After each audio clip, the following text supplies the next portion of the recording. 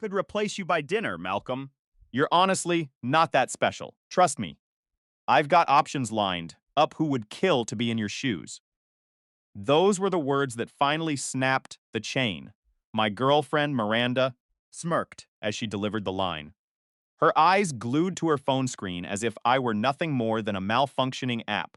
She was ready to uninstall. She expected me to beg. She expected me to apologize for existing. Instead, I decided to help her test the theory. I left that night, and the fallout was far more spectacular than I ever imagined. 3 months later, the woman who claimed I was easily replaceable was broke, jobless, and begging her so-called options for rent money. Hey, Reddit, longtime lurker, first-time poster here. I never thought I'd be the guy writing one of these dramatic life stories. Team. But what happened to me is a lesson in self-respect that still leaves me reeling. Let's just say, this involves an incredibly entitled ex, a hard-earned lesson in boundaries, and the kind of internal peace you only find after walking away from a dumpster fire. Buckle up, because this gets wild. Miranda had this toxic talent for making everything about her, especially when she was dead wrong. Faint. We'd been together for a year and a half, not quite till death do us part, but long enough to realize that dating a woman who believes Instagram follower counts are a measure of human intelligence is a specific brand of torture. Send. In the beginning, she was charming and authentic, but somewhere between hitting 10,000 followers and discovering the power of curated Canva templates, she morphed into a self-proclaimed expert on life. I reached a point where I couldn't tell if I was her partner or just an unpaid extra in the Miranda show. That fateful Thursday evening, I walked into our apartment to find her sitting cross-legged on the couch, laptop glowing. Favorite hoodies. One Shed claimed as her own months ago. She was grinning at the screen like Shed just solved the world's energy crisis. Guess what? She chirped, Spinning the laptop around with a dramatic flourish. I booked us for my cousin's graduation party in Utah for next weekend. I blinked, trying to process the audacity. You booked us. Yeah, she said, tapping her nails on the desk. Flights, hotel, the whole thing. It's going to be so much fun. Did you think to check with me first? I asked, keeping my voice steady despite the rising heat in my chest. Her smile vanished instantly. Check with you? For what? To see if you can get time off work. She rolled her eyes, sighing as if I'd just asked her to explain the fundamental laws of physics. Malcolm! You're a man! Bet to have an opinion on logistics like that. I froze. Come again. You heard me, she said, crossing her arms tightly. You guys always try to control every tiny detail. So for once, I just made an executive decision. I leaned back against the counter, a cold smirk forming on my face. Cool. I guess I'll use that silence to pack my own bags then. But out of curiosity, where are we staying? In your ego or in reality? Her jaw dropped. Wow. You are so immature. Just matching your energy, Miranda. She scoffed, turning back to her screen. You're overreacting. You always do this, Malcolm. You twist everything just to make me look like the bad guy. No, Miranda. Grabbing a glass of water. My hand perfectly still, you do that part all by yourself. I'm just the narrator. That one hit the mark. She glared at me, her eyes burning with an intensity usually reserved for someone who just insulted her lighting setup. God, you think. You're so much smarter than everyone, don't you? Smarter? I repeated calmly. No, just less allergic to common sense. She stood up, her face flushed. You think? You're my only option? There are plenty of fish in the sea, Malcolm. I just happened to settle for the smallest one. I chuckled, a genuine laugh that clearly annoyed her. Good thing I'm not relying on your validation to feel whole. She let out a sharp, jagged laugh, fake, loud, and brittle, before storming off to the bedroom. The door slammed behind her, a classic Miranda exit. I stood there in the silence, staring at the television that wasn't even on. It hit me with the force of a tidal wave. I wasn't angry. I was just done. It was like the volume had finally been turned down on the chaos. For the first time in months, I could actually hear myself think. I spent the rest of the night replaying our relationship in my head. every snide remark about my hobbies. You wouldn't understand. Whenever I tried to discuss our finances, every time she'd called me boring because I preferred reading a book over standing in a crowded club for a photo op. Thinkson. She was constantly auditioning for an invisible panel of judges, trying to prove she was the hottest, most important person in the room. And if that meant cutting me down to build herself up, she never hesitated. Fusion. I remembered a dinner with her French content creators, as she called them. I had made a simple comment about wanting to save for a home. Miranda had smirked and said, loud enough for the whole table to hear, Pew. Malcolm thinks owning a house makes him superior. Isn't that cute? I remembered looking at her friends, then back at her. Yeah, I know, I'd said. I should have just bought followers instead. Way better investment. Friends laughed. But she didn't. That was the first time I saw that fake sparkle leave her eyes. Tonight felt the same. It was the moment someone realizes the mirror is no longer flattering them. Around midnight, she emerged from the bedroom, acting as if nothing had happened. So, are you still throwing your little tantrum? She asked, not even looking up from her phone. Nope, I said, finally checking my own notifications. For you, Tia. Nope, she let out a frustrated huff. You're impossible. And you're entitled, I countered, looking her dead in the eye. Guess we both have hobbies. She stomped back to the room, Things. muttering something about how fragile men are. I smiled to myself. I wasn't fragile. I was finally free. That night, lying in the dark, I realized a heavy truth. I wasn't in a relationship. Fact. I was running an expensive free daycare for a woman who thought self-awareness was an optional feature. And the worst part, I had let it happen. Not anymore. The next time she tried the "you're a man, you don't have a say" act Give her something real. to have an opinion about. My absence.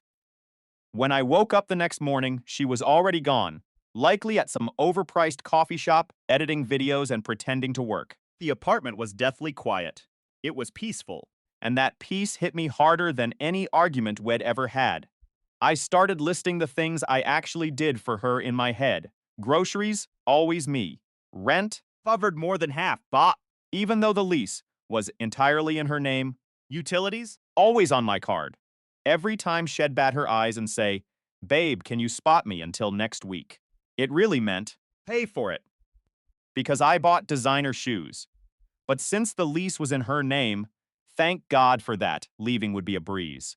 No legal ties, no messy debates over who keeps the couch.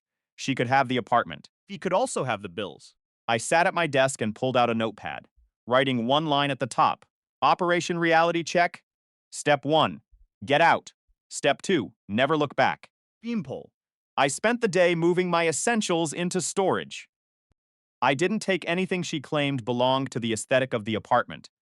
I only took what was mine. By the time she came home that evening, the place looked different. Jesus. But she was too busy checking her vanity metrics to notice the boxes hidden in the closet. Did you look at the hotel for the trip yet? She asked, dropping her purse on the counter. I walked toward the door, my keys in hand. Didn't, I said. And I'm moving out, Miranda. She laughed, a dismissive sound. Yeah, right. Where are you going to go? You have nowhere else. That's the thing, I said. Feeling the weight of the world lift from my shoulders. You told me I was replaceable. So I'm replacing myself. Her smile faltered. Don't be dramatic. You're just trying to get a reaction. No, I said, opening the door. Just taking your advice. Finding better options. She stood there, frozen, as the reality finally started to creep into her eyes. You're really leaving. I am. But who's going to pay the rent for next month? Thing. I didn't even turn back. Maybe one of your followers can help you with that. I walked out, and for the first time in years, the air outside felt clean. 3 months later, I got a call from an unknown number. Miranda. She sounded small, no, she sounded desperate. Malcolm, she whispered, I am in trouble. The landlord is evicting me, and the utilities are getting cut off. I thought you were just playing a game. Can you come back? I paused, looking at my current life-me, quiet, peaceful apartments. My savings growing, stress non-existent. I'm not playing, Miranda, I said, my voice calm and devoid of the old emotional weight. Just the math. What math? She sobbed. The math that showed me. I was paying for a life that didn't include me, I replied. But you're the one who said you loved me. I loved the version of you that I thought existed. Firmly. But the version of you that thinks people are disposable. I'm done with her. Please, just tell me what to do. Try getting a job, I said, closing the gap on the conversation. Fend. Maybe stop checking your follower count long enough to check your bank balance. I hung up. There was no grand revenge. There was no screaming match. There was just the cold, hard truth hitting her like a brick wall. I went to my kitchen. Made a coffee. And sat by the window. The justice wasn't in her. Failing, the justice was in my healing. I realized that the options she kept talking about were never for me. They were for her to use, feeble to discard, and to replace whenever she got bored. But she forgot one thing. When you treat people like they're replaceable, eventually, you realize that you're the one who is actually alone when the dust settles. I moved on. Figging. She learned the hard way that followers don't pay rent, and arrogance doesn't keep the lights on. My life is peaceful now. I don't have to apologize for my opinions. I don't have to subsidize someone else's vanity. And honestly, I've never been happier. Life is too short to be someone's placeholder. If you're in a situation where you feel like you're constantly shrinking just to fit into someone else's life, take this as your sign. Leave. pack your bags. Walk out the door and don't look back. The peace on the other side is worth every single step. The Miranda show is over, and I am finally starring in my own life again. Buckle up. Teach us. Because when you stop being a supporting character in someone else's drama, you finally get the chance to be the lead in your own story. And believe me, it's a much better plotline. The air in the apartment felt heavy, saturated with the scent of her expensive candles. And the lingering bitterness of our latest argument. We had just spent another hour bickering over furniture. The kind of trivial debate that had become our daily routine. He insisted she could keep the place. So I decided to let her have it, along with every single looming bill that came attached to it. I walked over to my desk, pulled out a notepad, and wrote 3 bold words at the very top. Operation Reality Check. Step 1 was simple. Get out. Step 2 was even better. Cut off all the freebies. Step 3 was the kicker. Let her see exactly how many options she really had. While I was mapping out my exit, Ferment. a memory flickered into my mind like a ghost I couldn't exorcise. It was the night she tried to humiliate me at that trendy downtown rooftop bar. She had begged her influencer friend for an invite, pretending it was an exclusive event for the elite. Her friends sat there, sipping sparkling water, pretending they were CEOs of empires that didn't exist. When one of them asked about my profession, Simply said, I worked in its support. Miranda let out a sharp, condescending smirk. She turned to them and said, Malcolm doesn't really understand the luxury lifestyle. He's more of a bargain bin shopper. Could have ignored it. But the smugness in her voice acted like a match to a fuse. I leaned back in my chair, looked her dead in the eye, and said, yeah, I don't understand luxury. I just pay for it. The table went completely silent. Then a wave of laughter rippled through the group, but it wasn't for her. She turned pale, her face contorting in pure embarrassment. I didn't even have to glance at her to know she was absolutely fuming under the surface. She spent the entire remainder of the night aggressively scrolling through her phone as if she were searching for an escape route. The exact moment. I realized her ego was far more precious to her than our relationship would ever be. And that was the very pride I was now going to dismantle, completely effortlessly. On Friday. Figs. While she was out consulting, which I later learned was just code for taking selfies at Targety, went to work. My first target was our shared phone plan. He had been riding on my family plan for years, because it was just more convenient for her. I logged in, deleted her line, and hit save. He was about to discover the joys of having her own number and her own crushing monthly bill. Next, I tackled the gym membership she loved to brag about, even though she only went there to pose in front of the mirrors. Canceled. I logged her out of every single streaming service and updated every password I owned. Then I started packing. My belongings went into boxes. First the big TV, the gaming rig, the high-end coffee maker, my tools, Premium bed sheets. everything I had paid for was coming with me. I left her things completely untouched, even the tacky pink rug she had bought for the aesthetic. Once I was finished, the apartment looked hollow and cold. It was a strange, intoxicating feeling of satisfaction.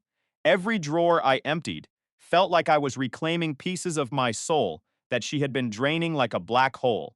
Mid-packing, I dialed my best friend, Danny. "Yo," he answered, sensing the tension in my voice. "You sound like you're either getting arrested or finally pulling the plug." "The second one," I said. A genuine smile forming for the first time in months. He let out a long whistle. "About damn time, man. My couch is ready for your liberation party." "I'm not crashing there forever," I replied. "Do you still have that extra room?" Phew, when are you coming over? How does this weekend sound? He laughed, clearly shocked. "You're serious about this. Dead serious. Good, I'll stock up on all the snacks." Fade. By the time Miranda walked through the door that evening, I was already gone. The apartment was a shadow of its former self. The TV stand was empty, the closet was bare, and the air felt strangely light. I left a simple note on the kitchen counter. "You're right, you do have options, so here is your chance to use them. Dot. Rent is due on the 1st. Good luck." I signed it with a little smiley face, just for effect. Phaeton. I locked the door, dropped the keys through the mail slot, and drove away without a single glance back. At Danny's place, I felt like I could finally inhale for the first time in an eternity. Beam. He had set up my old gaming chair in the living room, like a king's throne. Welcome to the life of the free, he said, tossing me a soda. To the end of influencer drama, and no more you don't get to have an opinion speeches, I said, Phasing. clinking my can against his. We played games until 2 in the morning, laughing as if the weight of the world had been lifted. For once, there was no voice screaming from the next room. "Malcolm, can you do this for me?" Silence wasn't empty. It was earned. As I laid on Danny's couch later that night, I instinctively checked Miranda's Instagram. But she had just posted a story of her dinner with the caption, "Queens don't need permission." I let out a loud laugh. Yeah, queens don't need permission, they just need rent money. The next morning, my phone was a graveyard of notifications. 22 missed calls, 17 texts, and 3 frantic voicemails. Found a way to reach me. Even without the phone plan. Malcolm. "This isn't funny," she hissed in one of the messages. "Why is the apartment empty? Where are you? Be an adult and stop this nonsense." Thing. The irony was so thick, I nearly choked on my breakfast. I turned the phone face down and returned to my meal. The serenity in Danny's apartment was absolutely divine. By 10 in the morning, the cycle of calls resumed. First voicemail was her sobbing. The second was her screaming at the top of her lungs. The third was a chaotic blend of both. "Malcolm, you're acting like a child. Grow up and come home. You can't. Just walk away from responsibilities." Responsibilities. She had the audacity to use that word, as if she had ever taken responsibility for anything in her life. I silenced every single notification. Dinged. Danny sat on the couch next to me, scrolling through his own feed. "She is going to light up your phone for at least 3 days," he mumbled. "Then she'll pivot to the I miss you texts. It's the classic cycle." For enjoy the silence. "She never gave me," I replied, smirking. Being alone felt clean, like finally opening a window in a room that had been stale for months. As I sipped my coffee, Fins. I thought about the many times I had warned her about this exact outcome. I remembered a flashback from 3 months ago. Her phone was vibrating off the table at dinner, filled with notifications from random guys. Deal. When I jokingly asked if she was flirting, she looked at me with pure disdain. "Oh my God, Malcolm, you're too sensitive. You can't handle a little fun. Too sensitive." Thing. That was always her go-to line whenever she was caught in a moment of disrespect. Like that time she posted photos with the caption "single energy" and then claimed it was just for the likes. I had warned her then. Keep playing these games and am walking. She had laughed in my face, convinced I was too attached to ever leave. Now that memory made me laugh even harder than the most successful comedy routine. By noon, Her tactics had changed once again. I'm sorry, okay? Can we talk? I didn't mean what I said. You know I love you. Why would you do this? I didn't offer a single reply. Instead, I did something I hadn't touched in over a year. Finzer. I wasn't looking for a replacement, and I certainly wasn't looking for love. I just wanted to see what life looked like on the other side. I swiped through a few profiles, feeling a strange sense of liberation, Fixed. a reminder that my world was no longer dictated by her narrow expectations. Later that afternoon, a notification popped up.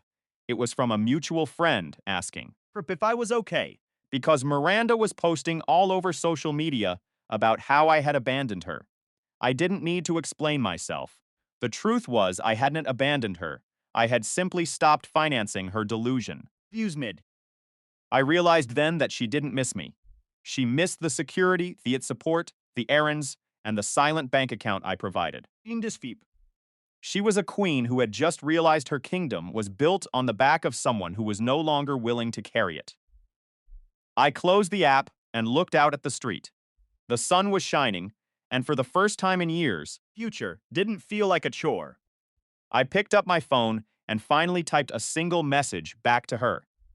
The apartment is empty because I took the furniture I paid for. I left the bills behind because those are yours to keep. Finding. Your next luxury donor. I didn't wait for a response. I blocked her number, deleted the thread, and set my phone aside. The screen went black, and with it, the chapter finally closed. Hugh took a deep breath, looked over at Danny, and nodded. So, he said with a grin, what are we doing today? Anything, I replied. Absolutely anything I want. The justice I felt wasn't a loud, aggressive shout. It was the quiet, Steady hum of reclaiming my own life. Piece by piece. Miranda was now facing a reality check she couldn't filter, crop, or delete. She would have to deal with her own choices, pay her own bills, and face the silence. He had always been so desperate to run from. As the afternoon sun cast long shadows across the room, I realized that the best revenge wasn't making her suffer. The best revenge was moving on and being completely. In fact, unapologetically happy without her. I leaned back in the gaming chair, feeling the weightless freedom of being myself again. No more expectations, no more justifications, and definitely no more fake luxuries. I was finally, Truly back. the silence in the apartment was deafening, yet it was the most beautiful sound I had heard in 3 years. I stood in the center of the living room, a single duffel bag at my feet, watching the dust motes dance in the afternoon light. For so long, this space had been a pressure cooker of criticism, demands, and the constant crushing weight of Miranda's ego. Now it was just empty. And for the first time, Finally breathe. my name is Malcolm, and for the better part of 3 years, I had been the silent, invisible partner in a relationship that functioned more like a high-stakes hostage negotiation. Miranda Me X Full this morning. was a master of the everything is your fault narrative.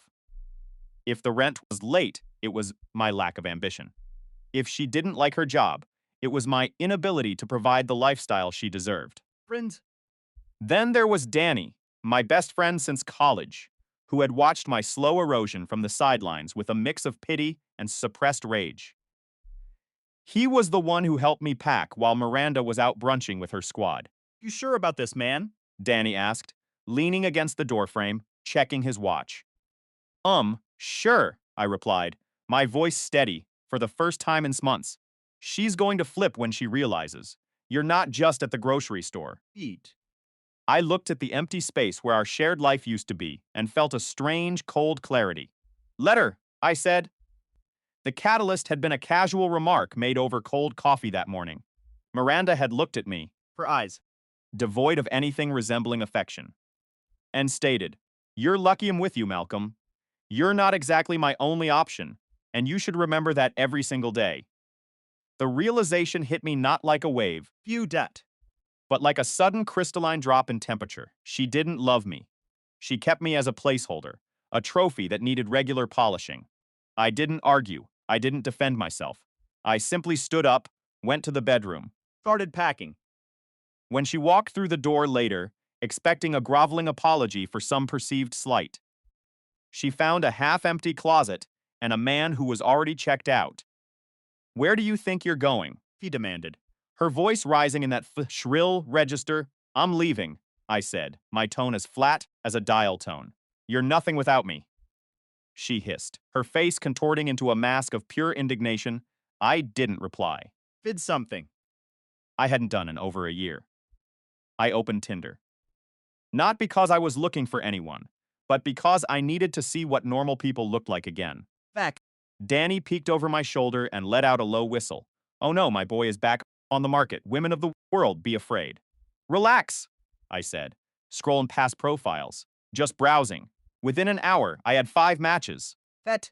2 of them were complete strangers, but the other 3, familiar faces. One was Kendra, who used to sit at our table during Miranda's exclusive brunch sessions. Another was Tasha. For days leaving comments like your goals, girl. Under Miranda's filtered photos. I didn't message them. I didn't have to. Word travels fast in the shallow waters of their social circle. By that evening, Danny showed me a screenshot someone had forwarded to him. Miranda had posted an Instagram story. "Some people move on fast. Shows who they really were all along." I laughed so hard I nearly dropped my phone. Fast? I mused. Been 24 hours. "Bro, in her world, that's like betrayal level speed," Danny said, grinning.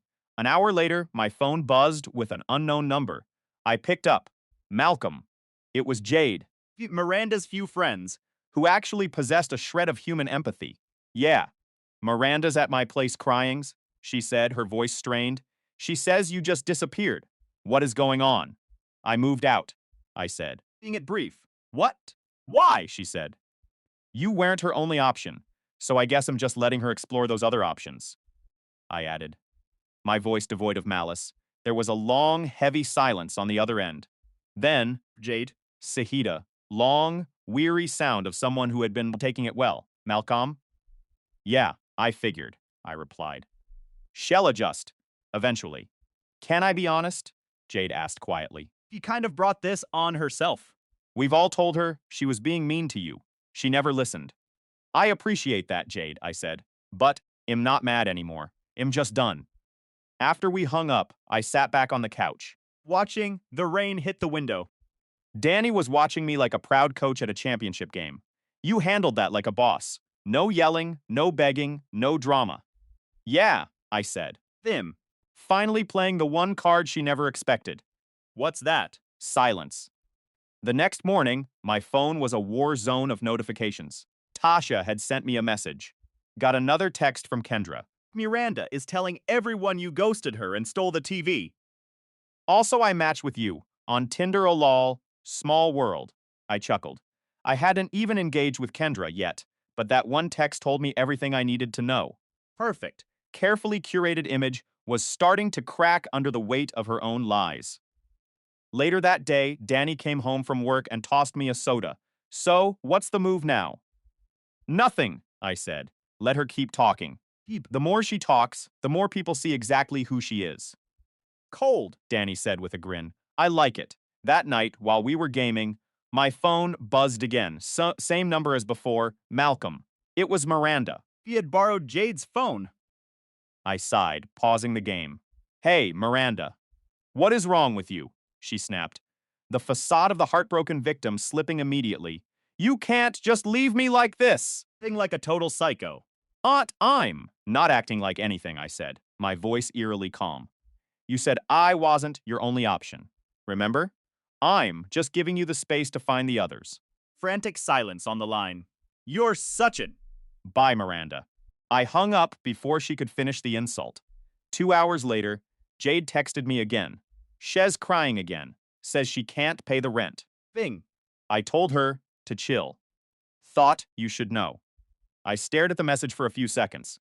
For the first time in years, the crushing guilt I used to feel for her problems was missing. I just felt free. It was like breathing clean air after being trapped in a smoke-filled room for 3 years.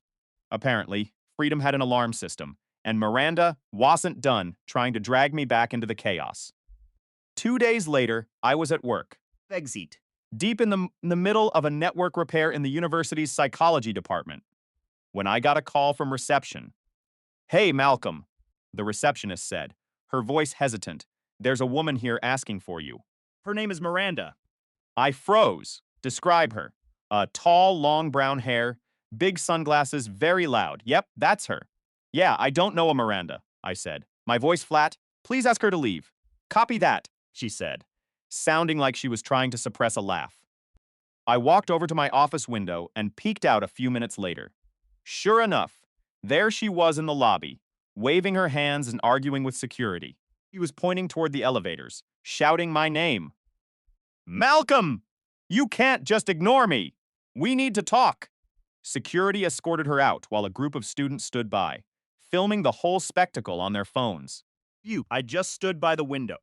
Watching her stomp across the parking lot like an angry toddler who had been denied candy. 10 minutes later, my phone rang again. An unknown number. "Against my better judgment," I answered. Malcolm. "It's Mrs. Carrington," her mother said, her voice strained and soft. "What is going on with you and Miranda?" She came home crying. "Hi, Mrs. Carrington," I said, remaining polite but utterly exhausted. I moved out. She said, "You just disappeared." She also said, "I was a man who doesn't get to have an opinion," I replied calmly. "I decided to test that theory, and, as it turns out, I have the opinion that I deserve peace." "Oh, Malcolm," She sighed. "she's saying she can't afford the rent." "I know," I said. "That's between her and her landlord now." "She didn't mean to hurt you," she said, her voice gentle, attempting to smooth over the wreckage. "I believe you," He said. "but meaning well doesn't pay the bills, and it certainly doesn't fix a lack of respect." There was a long pause. "You're a good man, Malcolm," she finally whispered. "I'm sorry for, well, everything." Actually surprised me. "Thank you, Mrs. Carrington. I hope she learned something from this." "I hope so too," she said quietly. After that, I figured the storm would finally calm down. I was wrong. By evening, Deal. Miranda was in full performance mode on Instagram. "Some men just can't handle strong women. The comeback will be legendary." Every caption screamed desperation disguised as empowerment. Fusion. Over my shoulder as I scrolled through feed. "Bro, she's one inspirational quote away from selling pyramid scheme vitamins." I laughed. Let her, she's trying to convince herself more than anyone else. Meanwhile. I posted what I actually enjoyed. Gym selfies with no filters. Movie nights with Danny, gaming clips, no drama, no subtweets, just peace. And it drove her absolutely insane. She couldn't handle that I wasn't reacting, that I wasn't fighting back, that I was simply moving on. That night, I sat on my balcony, watching the city lights, feeling the cool breeze on my face. I pulled up my phone, Beacon. blocked the last of the numbers, and put the device on the table. For the first time, there were no notifications, no threats, no demands, just the sound of the world moving on without us. Vexay. I looked at my reflection in the dark glass doorman who had been defined by someone else's shadow for too long. I stood up, walked into my apartment, and realized that for the first time in years, the house was mine. Everything in it. Every choice. Every moment. Miranda could have the last word on social media. She could have the drama, the followers, and the pity. But I had the silence. And in that silence, Finally found the man I was supposed to be. the revenge wasn't in hurting her back. The revenge was in being happy, in thriving, and in knowing that no matter how loud she screamed, I was no longer listening. Feud. I turned off the lights, crawled into bed, and slept for 10 hours straight. When I woke up, the sun was shining, and I didn't reach for my phone to check if she had called. I didn't care. The operation was a success. Check. Complete. I walked to the kitchen, made a cup of coffee, and smiled at the empty, peaceful room. Life was just beginning. Welcome to the story. Sometimes, Realize. you are carrying a mountain of toxicity until the moment you put it down. My name is Malcolm, and for the longest time, my life was a curated performance for my ex-girlfriend, Miranda. I was living for her. While she was living for her social media feed. Meanwhile, I started posting things I actually enjoyed. Gym selfies without a single filter. Lat night movie. Marathons with my best friend Danny. Thanking clips. That were just pure fun. There was no drama, no passive-aggressive captions, just peace, and it drove her absolutely insane. Every single time I posted, someone from her inner circle would message me. They'd say, She saw your story, and she is fuming. Honestly, "Good." Then, Danny got that specific glint in his eye. The one that usually meant I needed to start preparing bail money. Bro! He's spinning around in his gaming chair. folds up. Hear me out. I sighed, already feeling nervous. I'm making a Tinder profile, he declared. A fake one, just to mess with her. I shook my head. Danny, don't. No, listen to me, he insisted. She wants options? Give her one. Before I could stop him, he was already typing away. A new profile, new photos. He used some random stock photo guy wearing sunglasses. He set the name to Randy, age 29. The bio read, entrepreneur. Travel and confident women. Perfect, he said with a smirk. Exactly her bait. Within an hour, Randy matched with Miranda. He showed me his phone like a proud scientist revealing a new species. Boom, he whispered. She swiped right. No way, I said, leaning closer to the screen. Already. Oh yeah, he laughed. She even messaged first. He read it aloud. Hey, handsome, you look familiar. We both burst into uncontrollable laughter. Danny started chatting with her as Randy. They talked for 2 days straight. She flirted non-stop, dropping subtle hints about how she had finally moved on from a toxic ex. Then, he sent a message that made me laugh so hard I dropped my controller. Already found my replacement, she wrote. Of course, she had sent the exact same text to me, like clockwork. I didn't even bother to reply. Danny just grinned. Hook and delusional sinker. They planned a date for Saturday at 7 p.m. A fancy's outdoor restaurant downtown. When the time came, Danny sat in his car across the street. Sipping a soda like it was popcorn at a movie. He watched her arrive. High heels, a bright dress, perfectly styled hair. She was scanning every single guy who walked past. At 7:20, she texted Randy, "Hey, I'm here." For two. Danny typed back, "Saw you from a distance. Didn't expect you to look so different in real life." Ill pass. A few seconds later, her body language changed completely. She froze. She reread the message. Face crumpled. She started pacing, muttering to herself, then shouting. She yelled something like, "Are you kidding me?" and threw her napkin on the ground. People were staring. The waiter tried to calm her down, He just stormed out. crying and knocking over a chair on her way to the exit. Danny filmed the whole thing from across the street, laughing so hard the camera shook. He sent the video to me with the caption. Messes with my best friend.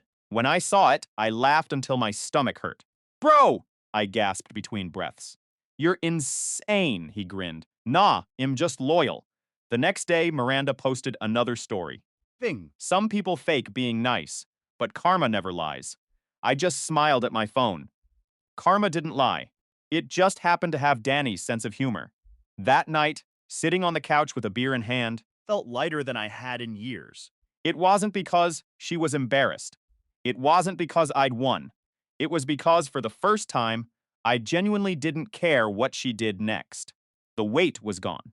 Completely. For about a week, everything was quiet. Too quiet, which with Miranda meant she was planning something. Sure enough, one morning I woke up to Danny standing in my doorway, holding his phone like it was radioactive. Bro, He said, "You might want to see this." I took it from him. There it was. A Facebook post, 3 paragraphs long, written by none other than Miss Strong Independent Woman herself. Some men manipulate you with money. He wrote, They pretend to be generous. But really, it's control. That's called financial abuse. I lost everything because I trusted the wrong person. She'd even attached a photo of herself, looking sad on her couch. for I laughed out loud. Financial abuse. She didn't even pay for her own Hulu subscription. Danny snorted. Bro, she couldn't abuse a free trial. For a minute, I actually wondered if people would buy her story. This is the same woman who once made an Instagram reel bragging about how her girlfriend spoils her because she deserves it. Sure enough, by noon, her old posts started resurfacing. Screenshots were everywhere. People commented things like, "Didn't you say he paid for everything because you manifested a provider? Girl, you called him your ATM 3 months ago." It was beautiful. Fiction. Watching her trip over her own lies in real time was like free entertainment. But Miranda wasn't done embarrassing herself just yet. The next weekend, one of our mutual friends, Lila, hosted a small get-together. I didn't plan to go. But Danny insisted, "Come on, man, she's not going to show. Plus, there's wings." He said the word wings like it was a peace treaty. So I went, big mistake, well, an entertaining mistake. Full way through the night, the door slammed open, and in she walked. Miranda. Full makeup, oversized sunglasses indoors, and the kind of entrance that screamed, "I need attention more than oxygen." The entire room went silent. Who decided to show up? Danny muttered under his breath. Miranda spotted me across the room and locked in like a heat-seeking missile. "Malcolm," she started, Voice. trembling like she was rehearsing for a low-budget soap opera. "How could you do this to me? I didn't even look up from my plate." "Do what exactly?" "You ruined my reputation," she yelled. Everyone's talking about me like I'm some gold digger. Danny coughed. "Wonder why?" She spun toward him, furious. "Stay out of this, Danny." He raised his soda can like a toast. You brought me into it. The moment you showed up uninvited. The room chuckled. She realized nobody was defending her. Even Lila looked uncomfortable. "Maybe, if you treated people with respect, they respect you back," Said calmly. Miranda's face flushed a deep, ugly red. "You think you're so perfect, don't you?" "No," I replied. "I just think I pay my own bills." The laughter hit her like a physical slap. She stormed out. Fumbling something about, fake friends. A week later came the Yuta graduation party. Remember the one she booked without ever asking me? Well, she went alone, and I spent that weekend exactly where I wanted to be. Peaceful, free, and finally, truly happy. Justice isn't always a courtroom. Sometimes it's just watching someone run out of lies. The laughter hit her like a physical slap to the face. She stormed out of the apartment, Thing. muttering something under her breath about fake friends and betrayal. I watched the door slam shut and felt a weight lift off my chest that I hadn't realized I was carrying for years. I didn't know it then. That was the first crack In the foundation of her perfectly curated artificial life. A week later, the Yuta graduation party was supposed to be her big moment. She had booked the tickets without asking me. fully expecting me to pay for everything. Well, she went alone, and from what I heard, it was a complete catastrophe. Alyssa, her cousin, texted me out of the blue. "Hey, Malcolm, just curious." Yeah, and Miranda still together? She told everyone you were flying into Uda this weekend. I didn't hesitate. Nope, haven't been together for weeks. Within hours, the family group chat exploded. Finked. Miranda had been bragging for days about her perfect relationship, even claiming I had paid for a luxury hotel suite. Turns out, she never booked a room. She had planned to crash with relatives and lie. Pretending. I was running late from work. Dot. Alyssa exposed her lies, boss, right in the middle of the party. Ewan. I heard later that Miranda ended up sobbing in the bathroom while her aunt read her the riot act for humiliating the entire family. But somehow, even that wasn't rock bottom. 10 days later, I was in line at a local cafe. Scrolling through my phone. Waiting for my black coffee. I heard a voice behind me, sharp, ragged, and impatient. "Malcolm." I turned around. It was her. She looked tired. Puffy eyes, hair unwashed, that fake. Polished confidence finally fading. "Miranda," I said, keeping my tone neutral. "We need to talk," she demanded. "No, we don't." "Yes, we do," she snapped, her eyes darting around the shop, noticing the people nearby. "Actually," Should just say it here. before I could walk away, she raised her voice. "I'm pregnant." The cafe went dead silent, every head turned. I blinked, genuinely confused. "Okay." She put a hand dramatically over her stomach. You looking like she was auditioning for a low-budget soap opera. "It's yours." I couldn't help it. I laughed. It wasn't a mean laugh, it was just the sheer absurdity of the lie. "Miranda." We haven't slept together in over 2 months. She hesitated, her eyes flickering. I have late cycles." "Yeah?" I said. leaning closer, my voice low and steady. Then go to the bathroom, because you're not pregnant. Bloated. The barista snorted, and someone near the counter laughed out loud. Miranda's face turned deep crimson. You're disgusting, she hissed. And you're delusional, I replied calmly. Now, if you'll excuse me, Fusey. I have a latte waiting. I picked up my drink, nodded to the barista, and walked past her like she was a ghost. As I left, I heard her scream something about regretting this, followed by more laughter from the customers. Second, twist the GoFundMe. Danny, my brother, called me the moment I reached the parking lot. Bro, did she really just fake a pregnancy in public? Yep, I said, sipping my coffee, and I told her to use the restroom. He was laughing so hard he had to hang up. That night, a screenshot landed in my inbox. Miranda's latest Instagram story was gone, and her entire account had gone private. The meltdown was complete, but apparently, Humiliation didn't cure her level of delusion. 2 days later, Miranda decided her next big move was to start a GoFundMe. The title read, Survivor of Financial Abuse Needs Help Rebuilding Life. Her goal was $10,000. Vic. I was trapped in a controlling relationship where everything I owned was taken from me. Please help me get back on my feet. Every dollar helps. Even added a crying selfie for effect. Danny read it out loud while I was making breakfast. Financial abuse? Bro, she used your Amazon Prime for 2 years and maxed out your cards on useless junk. I laughed. Shaking my head. She's not rebuilding her life, Danny. She's rebuilding her Starbucks budget. By day 2, the GoFundMe had a whopping 73. And that was from her mom. The comments were brutal. Girl, maybe get a real job. Fuke, so he paid your bills, and that's abuse now. This is embarrassing. Delete this. She did. By the end of the week, the campaign was gone. That's when she switched to rage mode. Monday morning, Bing. I walked out to my car and stopped dead. Key marks were carved deep into both sides of the paint. The rearview mirror was snapped clean off.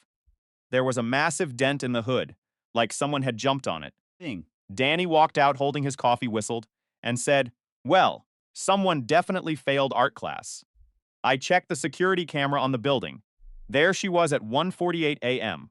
Hoodie up, baseball cap low. The outfit was a dead giveaway. It was the same pink hoodie with the huge Boss Babe logo she always wore. Her car was parked right in front, plates clear as day. I didn't even get mad. I just called the police. The officer asked if I knew who the suspect was. I told them. My ex is the Picasso of poor decisions. They laughed, but wrote it down. 2 days later, she outdid herself. It was around 8 p.m. Danny and I were in the middle of a gaming match, when suddenly, a thunderous pounding on the door echoed through the apartment. Danny paused the game. Please tell me, that's the pizza guy. The pounding came again. Fine. Malcolm, I know. You're in there, Danny sighed. Never mind. That's not pepperoni. That's crazy. I opened the blinds. Miranda was outside, red-faced, mascara streaked, yelling at the top of her lungs. Fine, come out, coward. You ruined my life. Before I could call the cops, she shoved the door open. I'd forgotten to lock the bottom latch. She stormed in, screaming, grabbing a nearby picture frame from the wall. One of Danny's original paintings. A simple abstract pose, but it was his favorite. She hurled it against the wall, glass shattered everywhere. Danny froze, eyes wide. Oh, man, he said, his voice flat. Favorite painting. Miranda spun toward him. Shut up. Then she grabbed one of the jagged glass shards from the floor, turned back to me, and pointed it like a knife. You don't get to ignore me. Danny's voice dropped its usual sarcasm. Put that down, Miranda. She took a step closer, her eyes wild. You destroyed my life. I kept my voice calm, holding my ground. You did that all by yourself. Fusion. Danny was already dialing 911. Yeah, hi. We need police at. Before he could finish, she swung her arm, not at me, but wildly into the air. The shard sliced through the space where my face had been seconds before. That was the line. Danny yelled. Back up, bro. The police arrived in record time. Seeing the blue lights reflecting in her eyes seemed to pop the balloon of her rage. She dropped the glass, but the damage was done. Handcuffed and sobbing, She looked at me one last time, not with regret, but with the look of someone who finally realized the game was over. As they led her away, I didn't feel joy. I felt peace. Thing. I looked at the shattered glass of Danny's painting, then at the door, then at my brother. You know, I said, picking up my controller, I think we're done with the drama. Yeah, Danny said, Fake. staring at the empty space on the wall where his art used to be. But at least the view from here is finally clear. The cycle of manipulation, the lies, and the fake tears were gone. Justice wasn't just served, it was absolute. For the first time in years, The future didn't look like a story I had to survive. thought. It looked like a life I could finally live. The red light on the dashboard flickered as I gripped the steering wheel. Thing. My knuckles turning bone height. My heart was hammering against my ribs, a frantic rhythm that echoed the shouting match unfolding just inches away from my car door. Miranda was standing there, her eyes wide, glassy. Fueled by a rage that had no bottom. Yeah, hello? I need the police at my location immediately. Before she could finish her sentence, her arms swung in a violent, jagged arc. It wasn't aimed at Menot directly, but it was wild Controlled. and dangerous. A heavy glass shard from the frame she had just shattered, sliced through the air, missing my face by mere inches.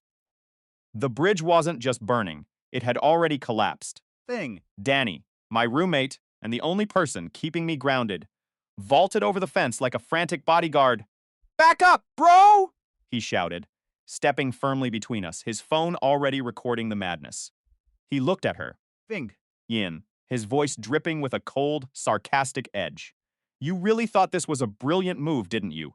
Because the police aren't just coming there, turning the corner right now. Miranda froze, the shard trembling in her hand. For the very first time, The fire in her eyes flickered and died, replaced by a cold, hollow terror. When the distant wail of a siren began to bleed into the silence of the street, she panicked. She dropped the glass stumbling backward. until her spine hit the brick wall, her voice dropping to a frantic, broken whisper. I didn't mean to do it. He made me lose control. He's the one who forced this. You. The cruisers pulled up in a blur of blue and red lights.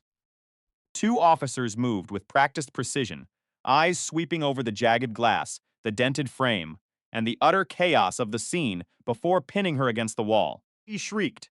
The entire time they dragged her toward the car. He's a liar. They're all lying to you. He ruined my life. I stood there, stone-faced, as the steel cuffs clicked into place, signaling the end of a long, toxic nightmare. Fiend.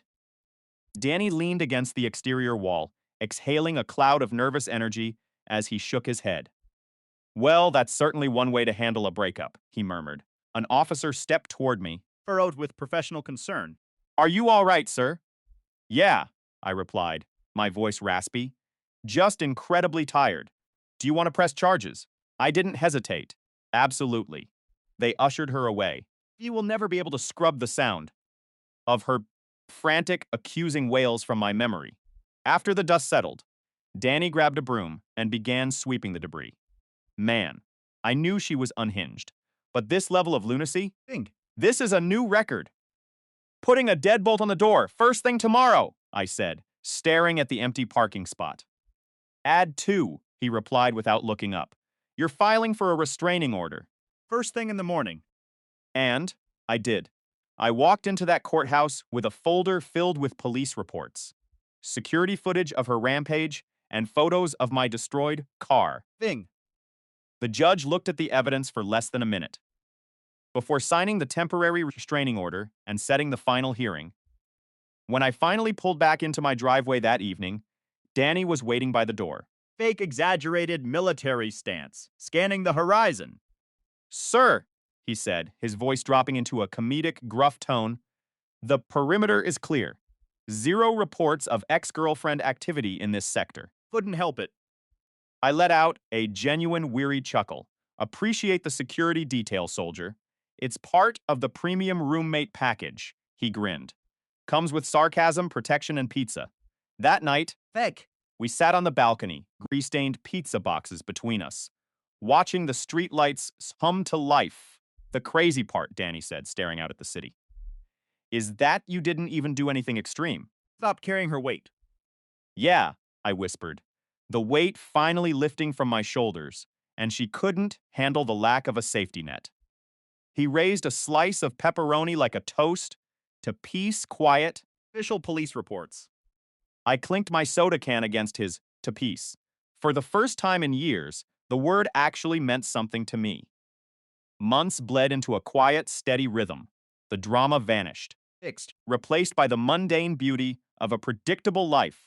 No 3:00 a.m. screaming matches, no frantic texts, no police sirens. I started waking up early, hitting the gym before the world woke up, 50. and coming home to an apartment that didn't feel like a war zone.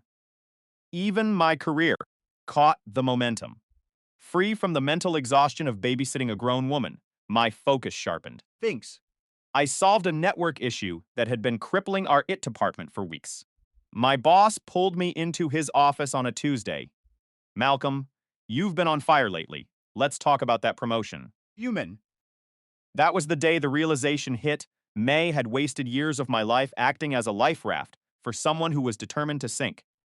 Danny had transformed the apartment into what he called the Bachelor Palace. Sanctuary. Of high-end gaming setups, booming surround sound, and a mini fridge stocked only with energy drinks. No useless throw pillows. No aesthetic clutter.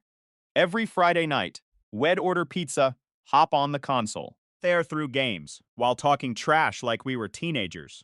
Again. It was a movie life, but it was ours and it was peaceful. A few weeks later, I ran into Kendra, one of Miranda's former friends, the same one Thinged. I had accidentally matched with on a dating app before all this hit the fan. We grabbed coffee, the conversation flowing with an ease that felt almost foreign. I cut ties with Miranda a long time ago, she admitted. Everything was a competition with her. She didn't want a partner, she wanted an audience.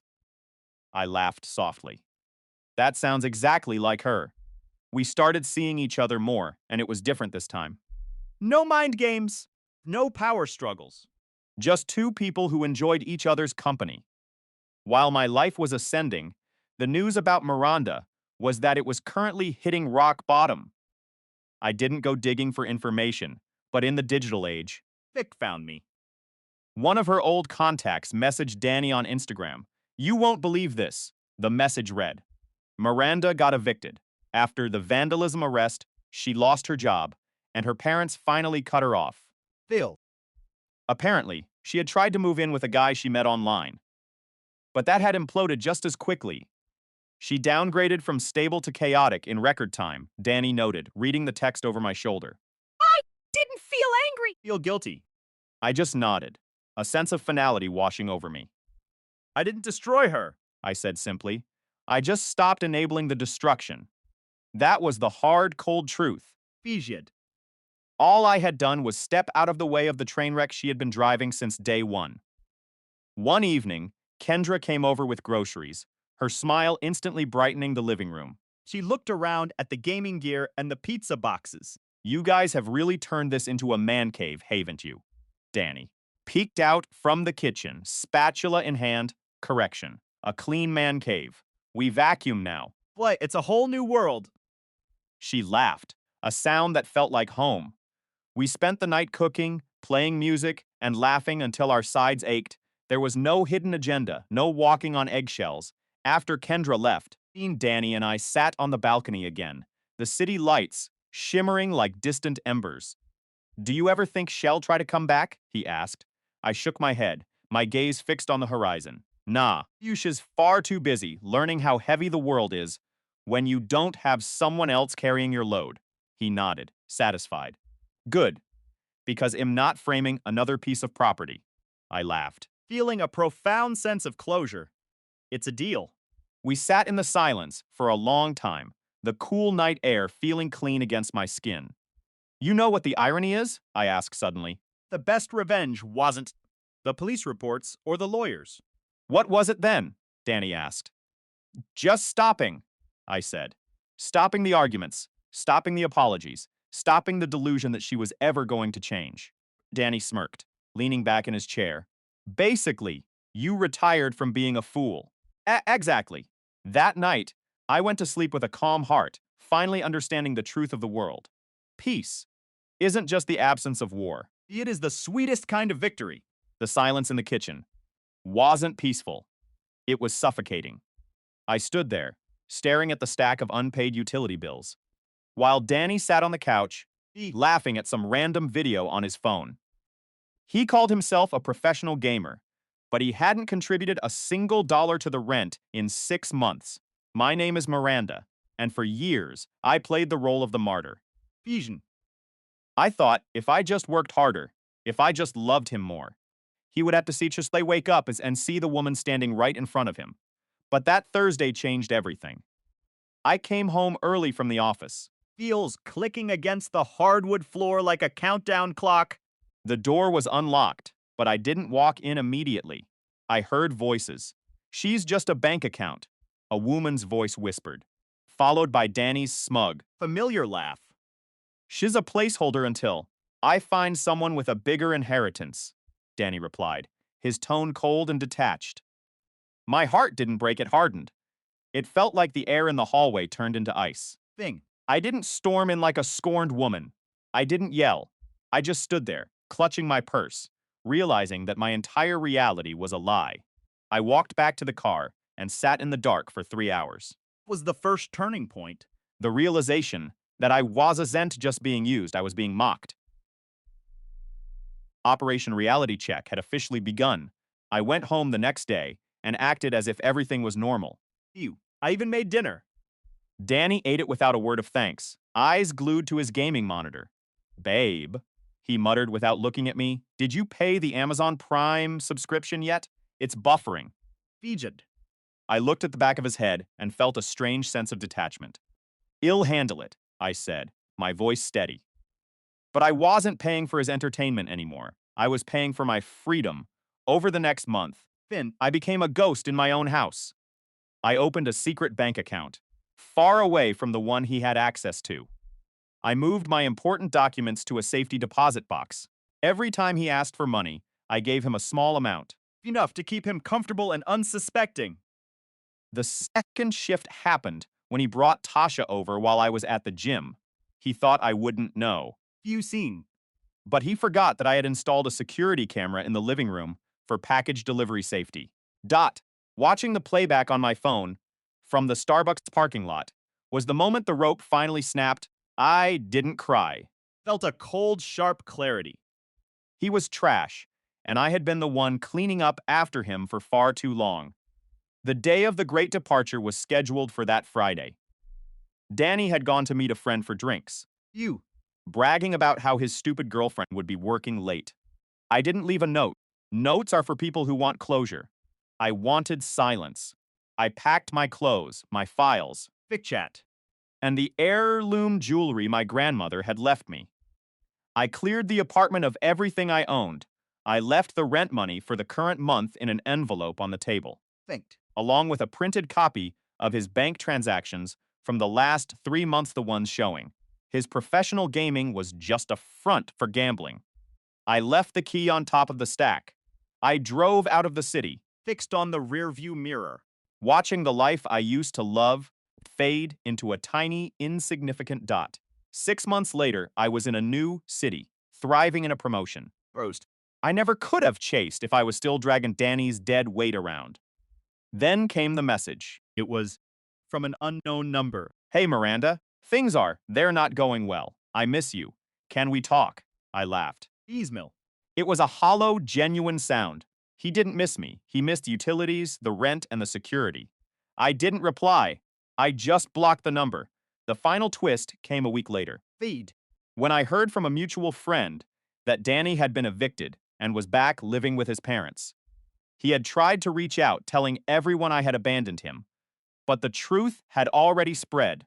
I wasn't a victim anymore. Oh! I was a survivor who had regained my territory. Peace isn't just the absence of conflict. Peace is the absolute refusal to let someone else dictate your worth. Fend. When you stop saving people from the consequences of their own choices, you finally start living your own life. I never looked back. I never regretted the silence. I walked away, and for the first time in years, the silence sounded like freedom. If you're hooked on this story, smash that hype button. It tells YouTube this video deserves to be seen, and it keeps even crazier stories coming your way.